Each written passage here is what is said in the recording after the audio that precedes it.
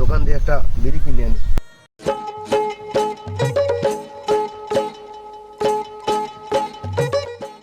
ভাই কি লাগবে? ভাই একটা বিড়ি দেন।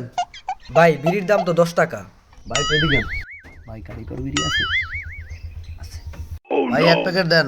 এই লন ভাই। ভাই বাকি খাতা লিখে ধুয়েন। আমারে 900 বুঝে বিড়ি লয়ে গেল। বিড়ির যে দাম, দোকানে যে বিড়ি চাইতো এখন কষ্ট লাগে। এক কোয়া রসুন লাগাইলে যদি একটা আনাম রসুন হয় তাহলে